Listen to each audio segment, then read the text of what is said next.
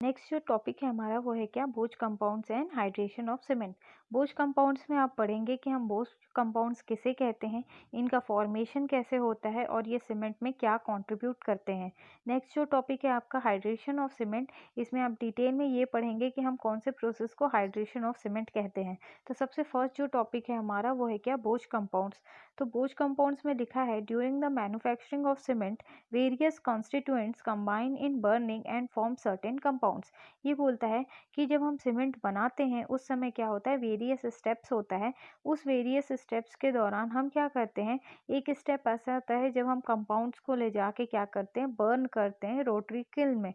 जब हम बर्निंग का प्रोसेस करते हैं तो क्या होता है, जो वेरियस कॉन्स्टिट्यूएंट प्रेजेंट रहते हैं आपके आर्जिलेशियस और कैलकेरियस मटेरियल में, वो आपस में रिएक्ट करते हैं और कुछ कंपाउंड्स का फॉर्मेशन होता है।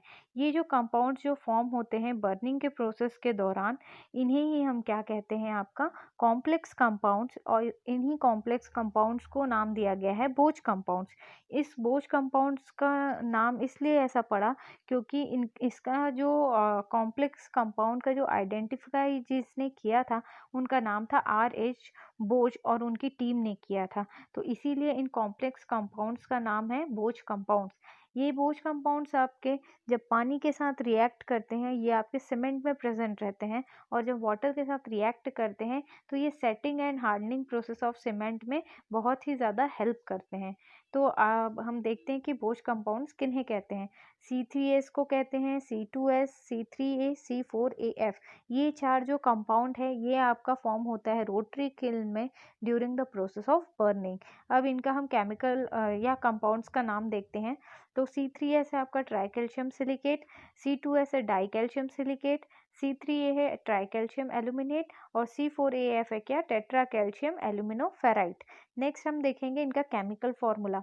ट्राइकैल्शियम सिलिकेट का होता है 3CaO dot SiO2। Dicalcium silicate का होता है 2CaO dot SiO2। Tricalcium aluminate का होता है 3CaO डॉट Al2O3 और टेट्रा कैल्शियम एल्यूमिनोफेराइट का होता है 4CaO dot Al2O3 dot Fe2O3। ये इनका केमिकल फॉर्मूला होता है और ये एब्रीविएटेड जो फॉर्मूला है ये आपको मैंने पहले ही बता दिया है। नेक्स्ट है इसके प्रॉपर्टीज़ के बारे में। ये बोलता है कि ये है मिनरल टाइप्स इस डायरेक्शन में, और ये एब्रीविएशंस जो आप अभी पढ़े हैं C3S, C2S, C3A, C4AF, इनका परसेंटेज कंटेंट कि ये कितने परसेंट में आपके सीमेंट में प्रेजेंट हो सकते हैं। तो इनका रेंज दिया है कि ट्राई कैल्शियम सिलिकेट हो सकता है आपका 37 से लेके 60% तक, डाई कैल्शियम सिलिकेट हो सकता है 15 से लेके 37% तक, ट्राई कैल्शियम एल्यूमिनेट हो सकता है 7 से लेके 15% तक, और टेट्रा कैल्शियम एल्यूमिनोफेराइट हो सकता है 10 से लेके 18% तक। लेकिन इनका एग्जैक्ट वैल्यू हम जनरल सीमेंट के लिए कितना लेते हैं, आपका C3S का आप लेंगे 40%, C2S का हम लेते हैं 32%, C3A का हम लेते हैं 10.5% और C4AF का लेते हैं हम 10%। तो ये जनरल वैल्यू हम अडॉप्ट करते हैं कि इतना वैल्यू हो आपके इन कंपाउंड्स का। नेक्स्ट है आपका हाइड्रेशन स्पीड। हाइड्रेशन स्पीड का मतलब है जैसे ही आपका सीमेंट पानी के कांटेक्ट में आता है तो सबसे फास्ट इन चारों कंपाउंड में से कौन सा रिएक्ट करता है या कौन सा स्लो रिएक्ट करता है। तो जैसे ही सीमेंट आपके वाटर के कांटेक्ट में आता है, C3S आपका फास्ट रिएक्ट करता है, आपका C2S स्लो रिएक्ट करता है, C3S से भी ज़्यादा जल्दी रिएक्ट करेगा और C4AF भी आपका फास्ट रिएक्ट करता है। नेक्स्ट है आपका क्या, हाइड्रेशन हीट। हाइड्रेशन हीट का मतलब ये होता है जब सीमेंट पानी के कांटेक्ट में आता है तो पानी और सीमेंट में प्रेजेंट कंपाउंड्स आपस में केमिकली रिएक्ट करते हैं। तो जब ये केमिकल रिएक्शन होता है तो बहुत सारा हीट लिबरेट होता है। तो ये बोलते हैं कि अगर जब आपका हाइड्रेशन हीट निकल रहा है तो हीट सबसे ज़्यादा किस में निकलता है, तो जिसमें सबसे ज़्यादा रिएक्शन फास्ट हो रहा है उसी में आपका सबसे ज़्यादा हीट लिबरेट होगा। तो देखिएगा इसमें लिखा है मच, इसमें आपका C3S में क्योंकि फास्ट होता है तो इसमें मच हीट लिबरेट होता है। C2S स्लोली रिएक्ट करता है, इसलिए कम अमाउंट में पहले हीट लिबरेट होता है। नेक्स्ट है आपका C3A, इसमें भी आपका फास्ट रहता है रिएक्शन, तो इसमें बहुत जल्दी हीट लिबरेट होता है। और C4AF में भी आपका फास्ट रिएक्शन होता है, इसलिए इसमें भी ज़्यादा हीट लिबरेट होता है। नेक्स्ट है स्ट्रेंथ, तो ये बोलता है कि स्ट्रेंथ सबसे ज़्यादा इन चारों में से कौन देता है। तो सबसे ज़्यादा आपका स्ट्रेंथ देता है सीमेंट को में C3S, देन आपका देता है C2S, देन आपका देता है C3A, देन देता है आपका C4AF। दोनों ऑलमोस्ट इक्वल होते हैं, C3A एंड C4AF। नेक्स्ट है हमारा प्रॉपर्टीज ऑफ बोझ कंपाउंड्स। प्रॉपर्टीज ऑफ बोझ कंपाउंड में कि C3S क्या क्या फंक्शन आपके सीमेंट में प्रोवाइड करता है। फर्स्ट लिखा है it is responsible for early strength, शुरुआती के 7 दिनों में जो आपके स्ट्रक्चर में स्ट्रेंथ आता है उसके लिए आपका C3S रिस्पॉन्सिबल होता है। ये लिखा है first 7 days strength is due to C3S। C3S के कारण आपके स्टार्टिंग के डेज में आपके स्ट्रक्चर में क्या होता है, स्ट्रेंथ आता है। नेक्स्ट है it produces more heat of hydration, क्योंकि आपका रिएक्शन फास्ट हो रहा है इसीलिए हीट भी ज़्यादा इसमें से आपका लिबरेट होगा ड्यूरिंग हाइड्रेशन प्रोसेस। नेक्स्ट है आपका a cement with more C3S content is better for cold weather concreting. ये बोलता है कि आपका अगर C3S का परसेंटेज सीमेंट में ज़्यादा है तो वो बेटर रिजल्ट आपको ऐसी जगहों पे देगा जिस इलाकों में आपका क्या है, मौसम जो है कोल्ड है, या बोल सकते हैं आपका जहाँ पे टेम्परेचर बहुत कम होता है वहाँ के लिए C3S बेटर रिजल्ट देता है। नेक्स्ट है हमारा C2S। C2S में लिखा है it give strength after 7 days. ये शुरुआत के 7 दिनों के बाद आपके जो स्ट्रक्चर में स्ट्रेंथ आता है वो आता है किसके कारण, C2S के कारण। नेक्स्ट है it produce less heat of hydration, क्योंकि शुरुआत के दिनों में आपका क्या हो रहा है, रिएक्शन स्लो है, इसीलिए आपका जो हीट जो है वो कम लिबरेट होता है। नेक्स्ट है C2S hydrates and hardens slowly. ये बोलता है कि C2S क्या है, धीरे धीरे करके रिएक्ट करता है जैसे जैसे आपका टाइम आगे निकलते जाता है। तो ये बोलता है कि आपका जो मटेरियल है वो धीरे धीरे हाइड्रेट होगा, और हाइड्रेट जब वो लेट से हाइड्रेट होगा तो उनके बीच का रिएक्शन भी क्या रहेगा, स्टार्टिंग में स्लो रहेगा, देन वो धीरे धीरे स्ट्रेंथ गेन करता है और स्ट्रक्चर को हार्ड बनाता है। नेक्स्ट है आपका it is responsible for the later strength of concrete. ये बाद के दिनों में जो आपके स्ट्रक्चर में स्ट्रेंथ आता है उसके लिए आपका C2S रिस्पॉन्सिबल होता है। नेक्स्ट है हमारा C3A। C3A क्या होता है, the reaction of C3A with water is very fast. C3A का जो रिएक्शन होता है पानी के साथ वो बहुत ही फास्ट होता है और वो बहुत जल्दी आपका रिएक्ट करता है। नेक्स्ट है it may lead to an immediate stiffening of paste and it is called flash set. ये क्या कहता है कि आपका C3A में जैसे ही आप वाटर ऐड करोगे तो वो आपका हार्ड होने का जो प्रोसेस है, स्टिफ हो जाएगा आपका पेस्ट, या आप बोल सकते हो इमीडिएटली वाटर रिएक्ट कर रहा है C3A के साथ, और ये केमिकल रिएक्शन जो हो रहा है उसके कारण आपका जो इंग्रेडिएंट है वो सेट होते जा रहा है। तो जो फ्लैश सेट का मतलब ये होता है कि इमीडिएटली जैसे ही आपने वाटर को ऐड किया सीमेंट में, आपका जो पेस्ट है वो फ्लूइडिटी उसमें की क्या हो रही है, कम होते जा रही है, और आपका जो पेस्ट है वो स्टिफ होते जा रहा है। तो ये किसके कारण हो रहा है, आपका C3A के कारण। नेक्स्ट है to prevent this flash set 2 to 3% gypsum is added at the time of grinding of cement in cement clinker. ये बोलता है इसी C3A के रिएक्शन को वाटर के साथ स्लो डाउन करने के लिए हम क्या करते हैं, 2 से 3% जिप्सम का ऐड करते हैं। जब हम क्लिंकर्स को manufacturing of process of cement के दौरान हम क्या करते हैं, ग्राइंड करते हैं। ग्राइंड करने के पहले ही हम उसमें ऐड कर देते हैं 2 to 3% ऑफ जिप्सम।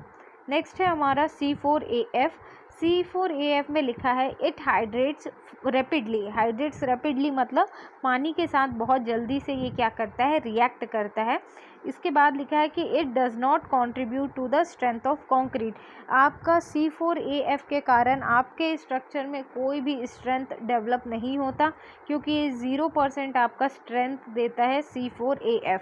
नेक्स्ट है the hydrates of C4AF show a comparatively higher resistance to sulphate attack than the hydrates of C3A। ये बोलता है कि आपका जो C4AF है वो आपका ज़्यादा अच्छा रिजल्ट देता है, या बोल सकते हो उसमें हायर रेजिस्टिंग पावर होती है सल्फेट अटैक की आपका एज़ कंपेयर टू C3A। अब हम बात करेंगे कि जब ये सारे कंपाउंड्स आपके वाटर से रिएक्ट करते हैं तो क्या होता है, इनमें वेरियस रिएक्शंस होते हैं, और इन रिएक्शंस के कारण क्या होता है, इनमें से हीट बाहर निकलता है। तो ये मैं आपको बता दे रही हूँ, ये इसमें कहीं पे भी लिखा नहीं है, बट केवल आपको इन्फॉर्मेशन देने के लिए मैं बता रही हूँ कि जो rate of evolution of heat है वो सबसे ज़्यादा होता है C3A का, देन होता है C3S का, देन होता है C4AF का, देन लास्ट में आता है आपका C2S।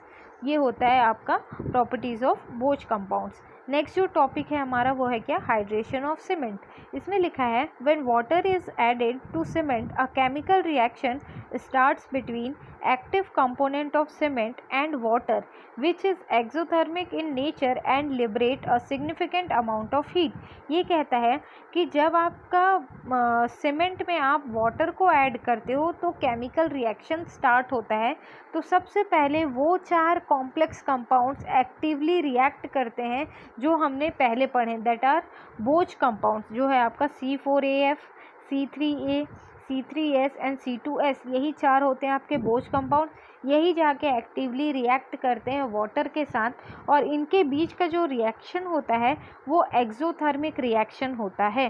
तो एक्सोथर्मिक रिएक्शन में क्या होता है, जब कोई भी चीज़ रिएक्ट करता है तो उसमें से बहुत ज़्यादा हीट लिबरेट होता है, उसे हम क्या कहते हैं, एक्सोथर्मिक रिएक्शन। तो ये बोलता है कि this is known as hydration and the liberated heat is called heat of hydration. ये पानी addition of water in cement is known as hydration process, और इस हाइड्रेशन प्रोसेस के दौरान जो हीट लिबरेट होता है उसे हम कहते हैं हीट ऑफ हाइड्रेशन। नेक्स्ट है आपका हाइड्रेशन मैकेनिज्म। इसमें इस रिएक्शन के द्वारा आपका एक्सप्लेन किया है कि when mixed with water Portland cement hydrates and forms heat. ये बोलता है कि जो आपका पोर्टलैंड सीमेंट है वो जब पानी के साथ रिएक्ट करता है तो आपका क्या करता है, हीट को लिबरेट करता है। ये जो आपका देख रहे हैं आप Ca(OH होल ट्वाइस, यही है आपका क्या, कैल्शियम हाइड्रोक्साइड। ये अगर आपका जब आपका C3S रिएक्ट करता है वाटर के साथ तो ये 75% जेल को बनाता है, और जब ये आपका C2S के साथ रिएक्ट करता है तो ये 99% ये जेल का फॉर्मेशन करता है। तो ये कहते हैं हम कि जो आपका अगर ये इस कैल्शियम हाइड्रोक्साइड का अगर फॉर्मेशन हो रहा है तो ये क्या करता है, आपका सीमेंट में बहुत ज़्यादा पोर्स क्रिएट कर देता है। पोर्स का मतलब स्मॉल बहुत सारे वॉइड्स क्रिएट कर देगा आपका पेस्ट में, और स्ट्रेंथ की वैल्यू को भी क्या कर देता है, रिड्यूस कर देता है। तो ये बोलता है कि अगर आपका मान के चलिए जैसे C3S में 75% ही जेल का फॉर्मेशन हो रहा है, तो उसका मतलब ये है कि आपका कैल्शियम हाइड्रोक्साइड का वैल्यू उसमें ज़्यादा है, और अगर आपका जेल का फॉर्मेशन 99% हो रहा है C2S में, दैट मीन्स आपका कैल्शियम हाइड्रोक्साइड का जो परसेंटेज है वो लेस है उसमें। तो ये होता है इसका मैकेनिज्म। आगे बोलता है कि try calcium silicate hydrates rapidly and forms earlier strength and earlier heat of hydration. मैंने आपको पहले ही एक्सप्लेन किया है कि जितना ज़्यादा रिएक्शन फास्ट वे में होगा उतना ही जल्दी आपका हीट लिबरेट होगा। तो ये बोलता है कि जो आपका C3S है वो बहुत जल्दी रिएक्ट करता है, और आपके स्ट्रक्चर में क्या करता है, स्ट्रेंथ भी बहुत जल्दी प्रोवाइड करता है। ये जो रिएक्शन फास्ट वे में होता है इसके कारण ये आपका हीट ऑफ हाइड्रेशन है उसका भी वैल्यू बढ़ जाता है इनिशियल डेज में। नेक्स्ट है tricalcium silicate is formed in a kiln when the charge contains an abundance of lime and hence the greater amount of CaO in the reaction। ये क्या कहता है, आपका ट्राई कैल्शियम सिलिकेट आपके kiln में कैसे फॉर्म होता है, जब आपका जो आपने कंपाउंड्स लिए हैं, जो आपका आर्जिलेशियस एंड कैल्केरियस मटेरियल है, उसमें जब आपका लाइम सफिशिएंट क्वांटिटी में प्रेजेंट होता है तो यही क्या करता है, रिएक्ट करता है और C3S का फॉर्मेशन होता है। नेक्स्ट है आपका डाई कैल्शियम सिलिकेट का दिया है रिएक्शन, तो इसमें भी आप देखेंगे ये फिर से कैल्शियम हाइड्रोक्साइड का फॉर्मेशन हो रहा है। तो इसमें बोलता है कि di calcium silicates hydrates slowly and is responsible for strength increase in concrete at later stages, the heat of hydration is liberated slowly. ये मैं आपको पहले भी बोझ कंपाउंड्स में एक्सप्लेन कर चुकी हूँ कि डाई कैल्शियम सिलिकेट मतलब C2S जो है वो आपका शुरुआत के दिनों में उतना जल्दी रिएक्ट नहीं करता, बट आफ्टर लेटर डेज में ये क्या करता है, इसका जो रिएक्शन है वो फास्ट हो जाता है। तो शुरुआती दिनों में स्लो रिएक्शन होने के कारण इसमें जो हीट लिबरेट होता है वो भी आपका कम लिबरेट होता है, लेकिन ये कुछ टाइम के बाद आपके स्ट्रक्चर में ये क्या है, स्ट्रेंथ प्रोवाइड करता है। नेक्स्ट है more dicalcium silicate is formed when the raw materials contain less lime। Dicalcium silicate का फॉर्मेशन ज़्यादा तब होगा जब आपका जो आपने इंग्रेडिएंट्स लिया है उसमें लाइम का परसेंटेज कम होगा। नेक्स्ट है आपका ट्राईकैल्शियम एल्यूमिनेट। ट्राईकैल्शियम एल्यूमिनेट का ये बॉटम में आपको रिएक्शन दिया है कि वो वाटर के साथ रिएक्ट करके कैसे कंपाउंड्स का फॉर्मेशन करता है।